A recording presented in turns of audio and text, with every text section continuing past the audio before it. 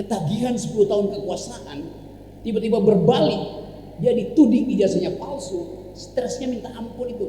Anda bayangkan, dari kenikmatan kekuasaan, tiba-tiba terpuruk, jadi pesakitan secara politik. Jadi Presiden Jokowi ada di dalam masalah psikologis.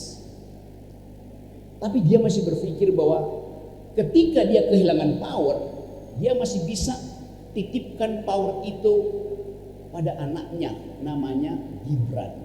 Apa yang terjadi? Sewa buzzer untuk promote Gibran, sewa buzzer untuk promote PSI. Tindakan yang benar dari Presiden. Kesalahan dia adalah menyewa buzzer-buzzer yang ketagihan amplop. Itu kesalahan Jokowi pertama. Buzzer nggak mau Jokowi sehat. Sebab kalau Jokowi sehat, buzzer kehilangan kerjaan.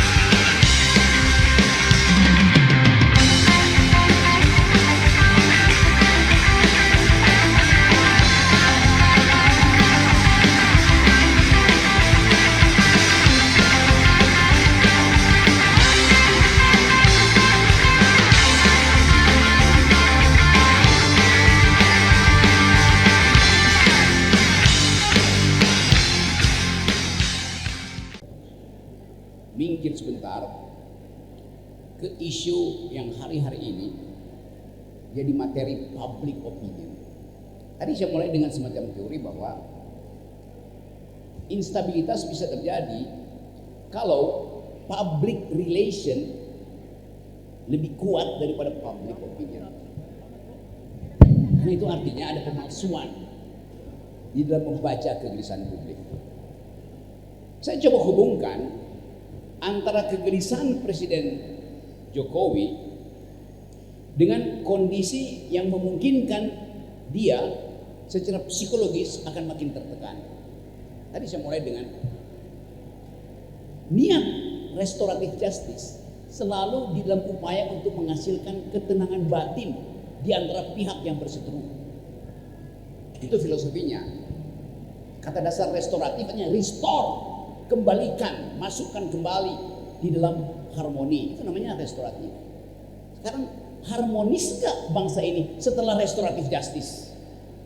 Makin gila kontradiksinya, polarisasi makin gila. Pak Jokowi baca statement di handphone, lihat ILC, dia garuk-garuk kepala lagi tuh. Aduh, kok masih begitu ya? Tanpa sadar, dia bikin infeksi lagi pada kulitnya. Begitu logikanya. Kita coba baca dari bagian itu. Kenapa Presiden Jokowi mengalami gejala epidermistis? Cuman ada 3 kalau kita riset secara akademis. 1, karena DNA-nya, artinya kulitnya peka terhadap perubahan lingkungan lah, perubahan asupan gizi lah. Secara DNA, artinya ya kita periksa, mestinya keluarganya juga kena penyakit yang sama. Tapi kelihatannya cuma Pak Jokowi yang kena. Jadi bukan karena DNA. Faktor kedua, faktor makanan, alergen. Itu bisa kena semua orang. Artinya setiap hari Pak Jokowi makan makanan yang tidak diperiksa secara higienis. Masuk akal nggak? Nggak mungkin. Pasti menu nutrisi Presiden Jokowi diperiksa secara teliti. Jadi kalau 2 faktor itu tidak ada, lalu faktor ketiga adalah stres. Cuman itu penjelasannya. Anda putar kiri kanan, dalam matematik berlaku prinsip Bila semua variabel dihilangkan, yang tinggal adalah konstanta. Stres adalah konstanta dia. Kenapa beliau stres? Karena gejala post power syndrome yang dihadapi oleh banyak pemimpin. Ketagihan 10 tahun kekuasaan tiba-tiba berbalik, dia dituding ijazahnya palsu, stresnya minta ampun itu. Anda bayangkan, dari kenikmatan kekuasaan tiba-tiba terpuruk jadi pesakitan secara politik. Saya bisa bayangkan itu, kesakitan batin itu. Dalam psikologi namanya pain of desire, sakit karena banyak ambisi. Jadi kalau Anda punya banyak ambisi dan Anda tidak punya fasilitas untuk menjadikan ambisi itu rasional, Anda pasti kena pain of desire. Post power syndrome ada pada Pak Harto, sebagian pada Pak Habibie, tidak seluruhnya. Gus Dur nggak pernah punya post power syndrome karena berkuasanya cuma 2 tahun, 18 bulan. Orang yang berkuasa 10 tahun ketagihan kekuasaan, itu namanya post power syndrome. Bagaimana memulihkan post power syndrome? Gampang, bring power back into his mentality. Kembalikan powernya pada dia. Tapi nggak mungkin karena sistem demokrasi. 3 periode nggak mungkin lagi itu. Jadi Presiden Jokowi ada di dalam masalah psikologis. Tapi dia masih berpikir bahwa ketika dia kehilangan power, dia masih bisa titipkan power itu pada anaknya, namanya Gibran. Karena itu dengan segala macam kecanggihan politik dalam kurung manipulasi, loloslah Gibran jadi wakil presiden. Tapi dengan harapan bahwa kekuasaan wakil presiden terbatas. Harusnya Gibran tiba di 2009 menggantikan Prabowo. Bisa nggak kita baca itu sebagai the logic of power of the retired president? Pasti begitu cara berpikirnya. Sekarang beliau, saya terangkan aja cara berpikir Jokowi ya. Dia berupaya untuk mengendalikan keadaan. Karena makin lama Gibran tidak mampu untuk tiba pada keinginan awal, punya kapasitas untuk memimpin negara. Diledek oleh netizen. Jadi sebagai orang yang post power syndrome dan ingin meneruskan powernya, beliau makin lama makin gelisah. Apa yang terjadi? Sewa buzzer untuk promote Gibran, sewa buzzer untuk promote PSI.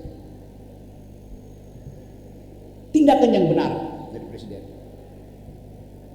Kesalahan dia adalah menyewa buzzer-buzzer yang ketagihan amplop. Itu kesalahan Jokowi pertama. Buzzer nggak mau Jokowi sehat. Sebab kalau Jokowi sehat, buzzer kehilangan kerjaan. Saya mau buka logika itu. Memang mereka nggak ngaku, tapi bayangkan kalau terjadi tacit agreement, perjanjian diam-diam antara Roy Surya, Tifa, siapa lagi itu, Rismond, mengikuti dalil restoratif justice, selesai perkara. Selesai perkara artinya buzzer dompetnya kering lagi. Jadi kita mesti baca bagian itu sebagai kebusukan dari termo-termo ini, membiarkan presiden itu dikendalikan oleh hasrat untuk berkuasa. Padahal mereka tahu hasratnya Jokowi tidak mungkin dilanjutkan oleh Gibran. Gak bisa. Dari segi apapun. Apalagi kalau duel argumen nanti 2009. Jadi kemunafikan itu mesti kita bongkar sebetulnya. Bukan saya ingin menyelamatkan Presiden Jokowi, tapi saya mau terangkan cara kita membaca problem hari ini. Jadi peristiwa yang menggemparkan itu, restoratif justice, justru membuat presiden tidak gembira. Yang gembira termul, udah ada restoratif justice. Loh, dia nggak ngerti restoratif justice artinya membuat batin presiden restore. Sekarang nggak mungkin dia restore karena kasusnya dibuka lagi.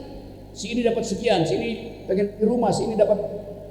Akibatnya Jokowi setiap kali lihat videos buka TV, loh kok nggak ada yang restore? Sementara yang mesti store terus pada termul. Jadi kita lihat dari perspektif itu soal ini. Apa yang bisa dilakukan sebetulnya? Gampang. Penyebab kegelisahan Presiden Presiden Jokowi adalah masa depan anaknya yang akan melindungi masa lalu dia. Itu soalnya.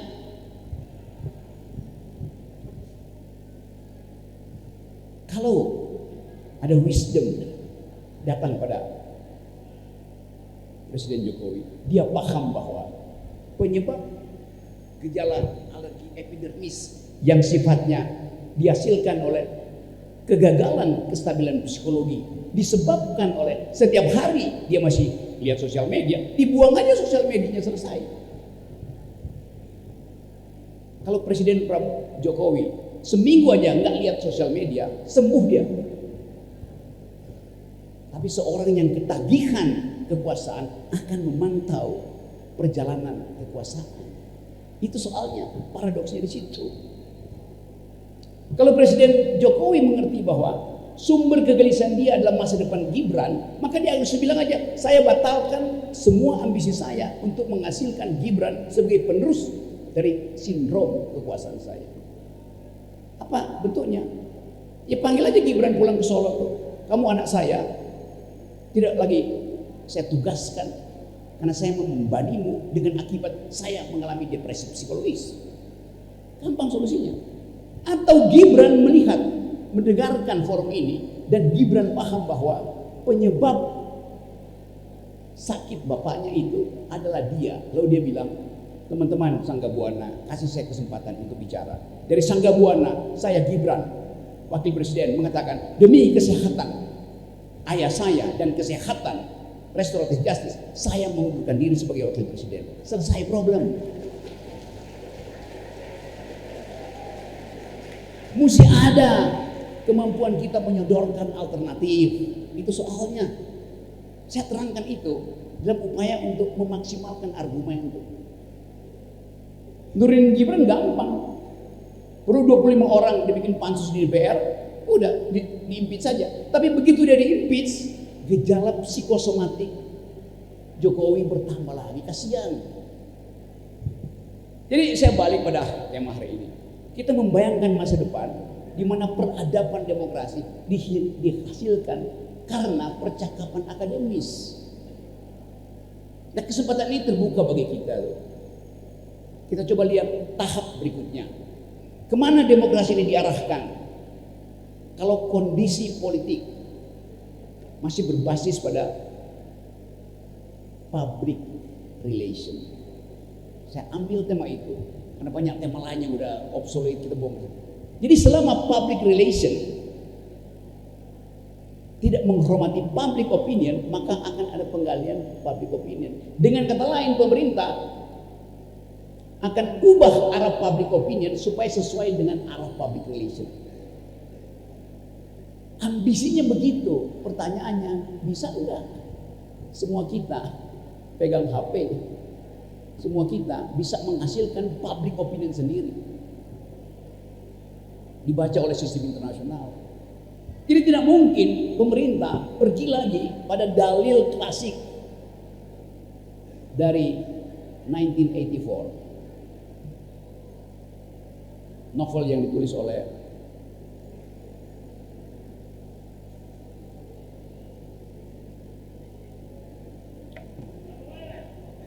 George Orwell, yang kalimat awalnya the big brother is watching you.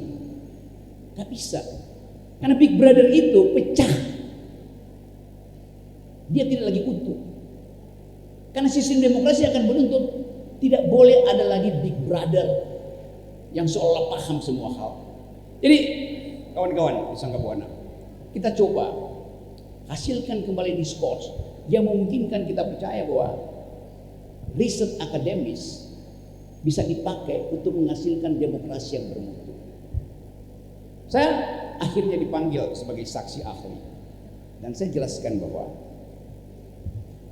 saya memeriksa dengan cara menganalisis isi buku Dr. Tifa dan saya ambil kesimpulan bahwa seluruh prosedur metodologis untuk menghasilkan kesimpulan sesuai dengan parameter-parameter akademis. Kalau orang mulai marah, caci maki saya, emang Rocky Gerung mengerti tentang neuroscience? Emang dia pernah bedah otak? Saya bilang saya nggak ngerti neuroscience. Karena kedudukan saya adalah saya mengajar metodologi, bukan metode. Metode adalah cara untuk menyelesaikan soal. Metodologi adalah cara untuk memakai cara. Itu soalnya. Beda. Jadi saya periksa cara Dr. Tifa memakai cara neuroscience benar secara akademis. Itu aja. Nah, inilah susahnya kalau berhadapan dengan termul. Dia nggak bisa bedain antara metodologi dan metode. Bahaya betul tuh.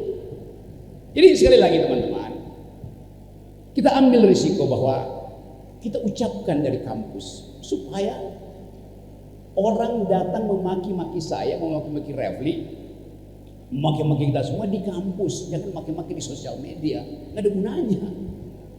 Jadi perhatikan betul bahwa kampus didesain untuk menghasilkan pikiran alternatif. Apakah kampus didesain untuk mengucapkan kebebasan berpikir? Iya.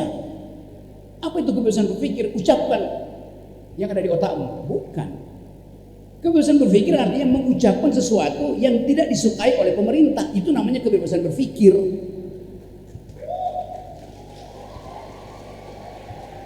Simpel aja.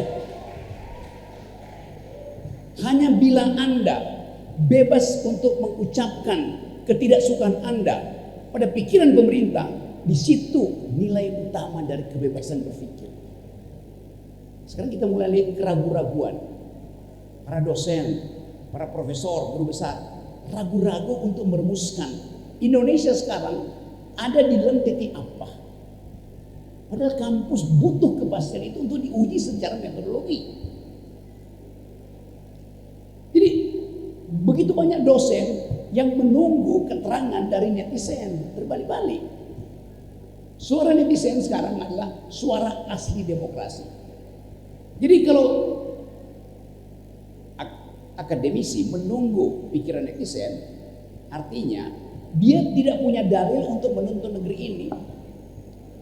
Suara netizen bisa membatalkan suara presiden.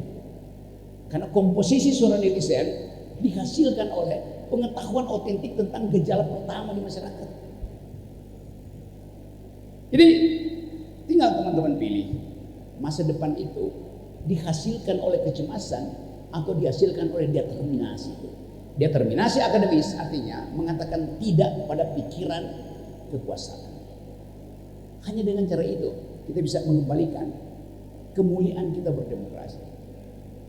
Saya ingin dikutip sekali lagi bahwa kebebasan berpikir artinya kebebasan untuk mempersoalkan pikiran kekuasaan. Itu.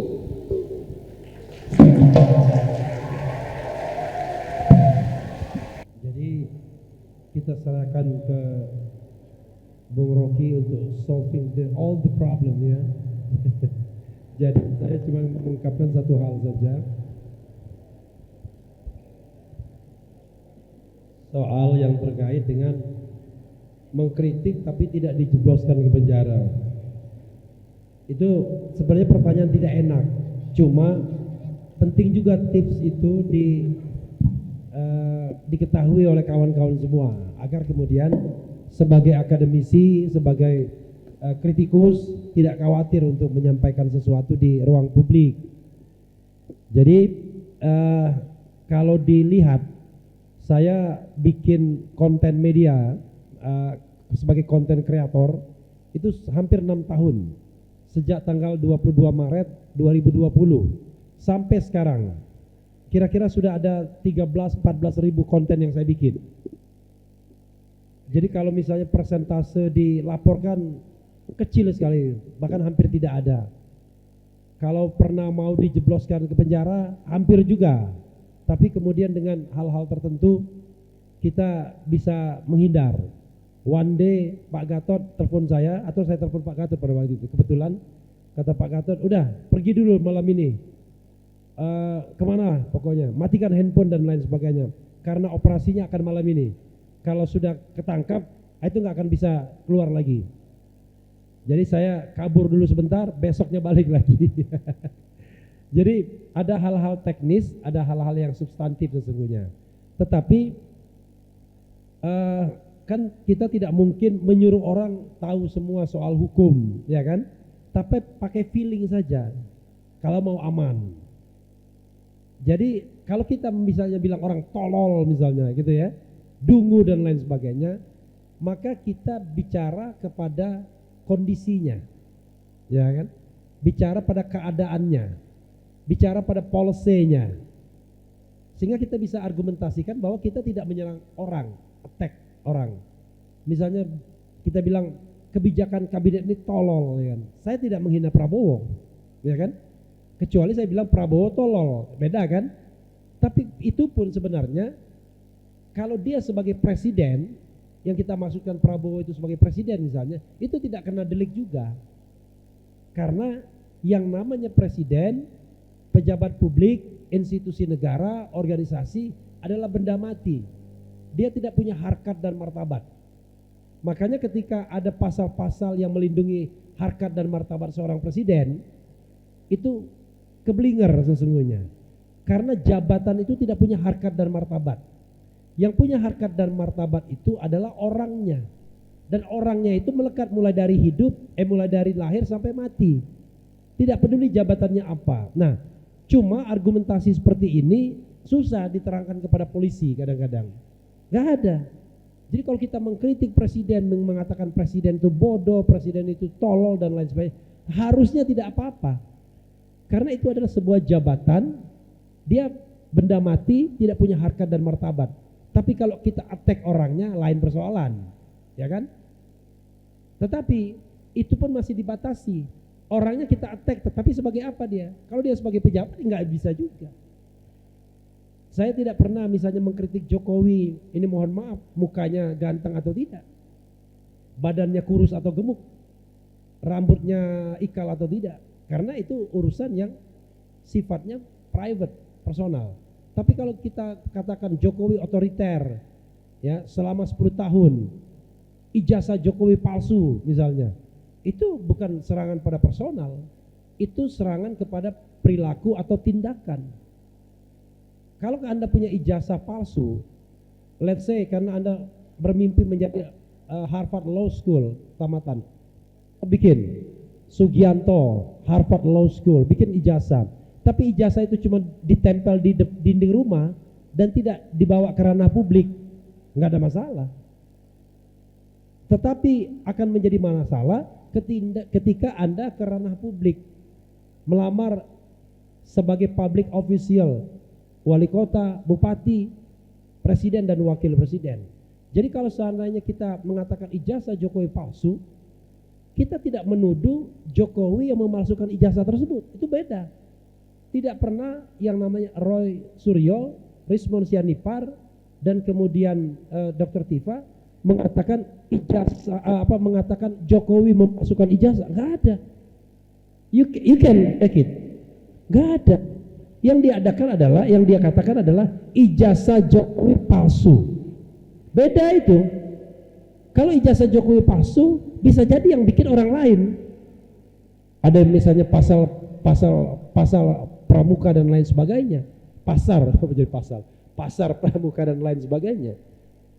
Itu yang membedakan. Tapi kata ahli hukum pidana, ya, kata ahli hukum pidana, kalaupun Anda menuduh, itu juga bukan tindak pidana. Ya.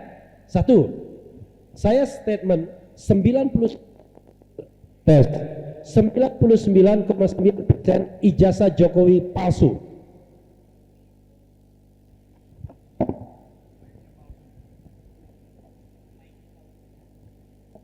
Ini antara mic sama baterainya yang palsu. Jadi kalau saya membuat statement 99,9% ijazah Jokowi palsu, tidak bisa dipidanakan harusnya. Kenapa? Karena itu yang namanya opinion. Opini, pendapat. Kalau pendapat itu didasarkan pada sebuah research, pada sebuah landasan keahlian, maka kita bisa mengatakan sebagai expert opinion. Expert opinion itu nggak bisa dipidanakan. Karena itu seorang expert itu mendapatkan panggung yang luar biasa. Analisis Rocky belum tentu benar juga, tapi nggak bisa kemudian dia dipidanakan karena memberikan sebuah opinion, expert opinion. 2 menit lagi katanya. Oke, sebelum 1 menit saya sudah selesai. Nah, karena itu nggak ada landasan untuk mempidanakan RRT. Tetapi kata seorang ahli pidana, kalaupun dia menuduh bahwa Jokowi memalsukan ijazah, itu juga bukan tindak pidana, bukan juga pencemaran nama baik, tetapi sesuatu yang justru harus dibuktikan. Karena yang ditanya itu adalah kepala negara atau kepala pemerintahan. Jadi apapun kritik rakyat kepada kepala negara dan kepala pemerintah, kan sudah dari dulu, maka itu harus dijawab. Salahnya sendiri kenapa memilih menjadi public official. Semakin Anda tinggi jabatannya, maka room private Anda semakin kecil. Itu hukumnya. Jadi kalau Anda misalnya tidak mau diutak-atik soal seperti itu, apalagi ini soal publik. Kenapa soal publik? Soal ijazah ini sudah dinyatakan undang-undang KIP dan diputuskan oleh Komisi Informasi Publik bahwa salinan ijazah itu adalah sesuatu yang bersifat publik. Kalau salinan ijazahnya publik, maka ijazahnya juga publik. Kan salinan ijazah itu mirroring dengan ijazahnya. Karena itu, cobalah kita belajar kampus bersuara. Mana dari Fakultas Hukumnya? Halo, dari Fakultas Hukumnya mana? Ada nggak? Nggak ada ya Fakultas Hukumnya? Nggak ada ya? Tolong dikaji secara sungguh-sungguh pasal-pasal yang dikenakan kepada RRT itu masuk akal atau tidak. Dan yang kedua, buat Pak Rektor sama Pak Ketua Yayasan, tolong bikin diskusi buku Jokowi's White Paper itu, karena banyak sekali kampus di Republik Indonesia ini menolak, termasuk kampus-kampus besar seperti UGM menolak, bahkan tidak hanya diskusi, launching pun ditolak. Tapi kita lihat bahwa Sangga Buana jauh lebih berani, sanggup gema, bukan hanya bercerita. Jadi Sangga Buana sanggup menggema, bukan hanya bercerita. Wabillahi taufiq wal hidayah. Wassalamualaikum warahmatullahi wabarakatuh. Hidup Sangga Buana.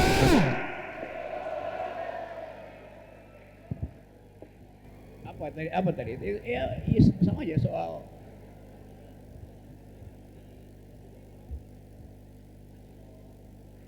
oke, saya nggak tahu itu kutipan apa. Saya nggak punya Instagram, sosial media sendiri, itu pasti kutipan orang yang memakai nama saya.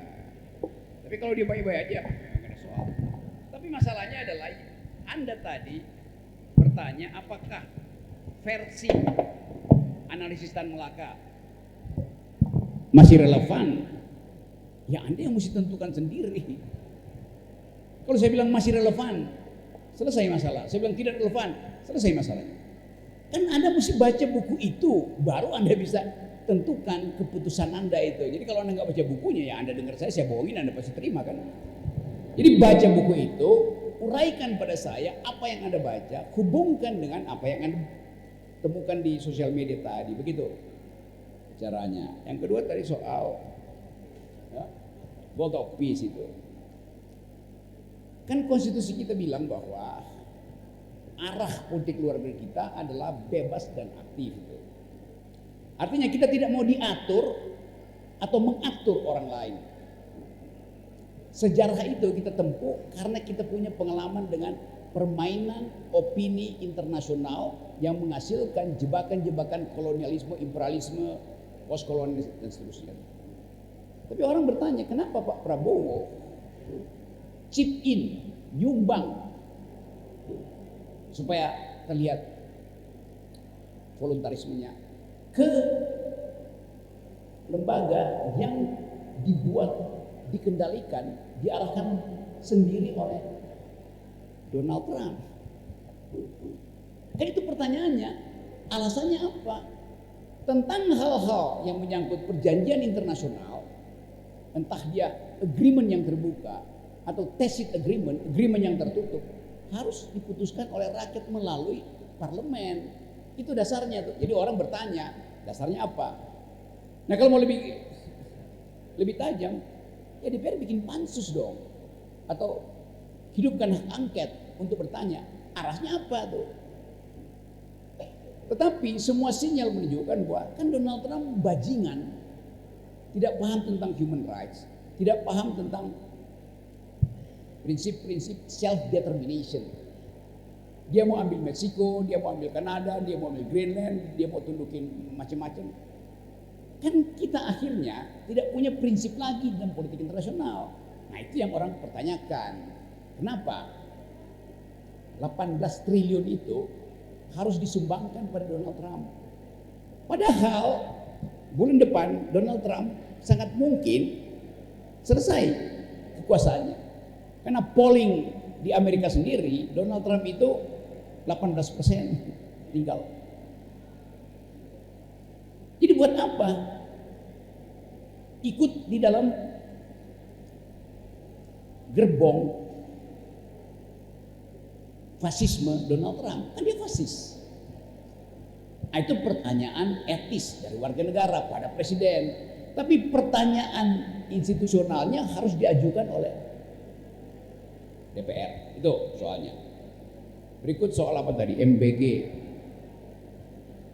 Ya pertanyaan Anda ya, itu bukan pertanyaan Anda. Kan Anda tanya, apakah etis kalau anggaran pendidikan yang masih dibutuhkan dipindahkan ke MBG? Ya Anda bisa jawab dong. Ngapain nanya hal yang ada di koran, itu maksud saya tuh. Jadi mahasiswa juga tolong bertanya sesuatu yang substansial. Semua itu orang bahas kok. Nah saya mulai duga Anda mempersiapkan pertanyaan untuk mengantisipasi ceramah saya. Padahal semua hal saya udah jawab tadi itu. Jadi sekali lagi yang terakhir soal kritik ijazah itu. Yang dikritik bukan ijazah Jokowi, tapi ijazah yang dia bawa untuk mendaftar jadi presiden. Itu soalnya tuh. Ijazah itu kan dia pakai untuk mendaftar ke sebuah lembaga publik, maka publik berhak tahu. Kalau Jokowi bikin ijazahnya sendiri, dia cetak di pasar Pramuka kayak di pasar saham atau di pasar apa aja, nggak ada orang yang peduli. Itu cuma soal moral dia kan. Tetapi ketika dia pakai ijazah itu untuk dijadikan alasan administratif, maka terbuka yang disebut tadi public opinion. Kalau sudah public relation silahkan Pak Jokowi bilang ini saya punya yang asli, iya. Tetapi di situ tidak ada delik. Kenapa? Karena yang bertanya adalah warga negara bertanya pada kepala negara. Pak Kepala Negara, saya curiga ijazahmu itu asli apa palsu? Nah, salahnya Roy CS dia bertanya, mana ijazah aslimu? Mestinya dia bilang, mana ijazah palsumu? Itu lebih masuk akal sebetulnya. Salah bertanya. Tapi oke, kita anggap Bapak, seandainya Jokowi dasar ketersinggungannya apa? Itu intinya. Sekasar-kasarnya uraian Resmond, Roy, Tifa itu bukan pada Jokowi ansih, tapi pada kedudukan dia sebagai presiden. Tapi dia kan sekarang bukan presiden lagi. Loh, yang dipersoalan ketika dia masih presiden itu. Jangan hina dia, tidak dihina. Jadi tidak boleh benda itu merasa terhina.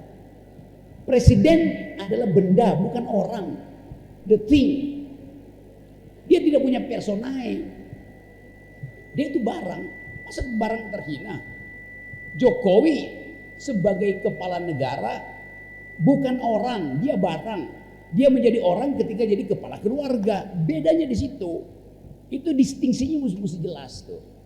Kapan orang dan barang bersatu? Ketika dia jadi raja. Waktu jadi raja, tubuh konkret dia itu yang adalah benda menyatu dengan tubuh privatnya itu yang diberi kekuasaan bukan oleh rakyat, tapi dia klaim dari Tuhan. Nah, di situ tubuh privat dan tubuh publiknya menyatu. Tapi presiden, tubuh privat dan publiknya dipisah oleh coblosan kita di kotak suara. Kan yang Anda coblos bukan bapaknya Gibran atau suaminya Iriana, tapi calon presiden. Dapat ya? Jadi posisi publiknya yang kita persoalkan itu selebihnya. Tapi kalau efeknya sekarang menyebabkan kondisi sifatnya itu bermasalah, maka saya usulkan tadi, hentikan proses penyakit Jokowi dengan mengendalikan ambisi politik dia, yaitu dengan minta supaya Pak Jokowi tarik aja Gibran, tubuh privatnya akan kembali. Jadi selama Pak Jokowi merasa dia masih punya tubuh publik, dia akan mengalami dermatitis, itu soalnya. Oke, selebihnya adalah kemampuan Anda untuk memviralkan kalimat-kalimat dari Gatot Nurmantio. Oke, terima kasih Bung Rocky.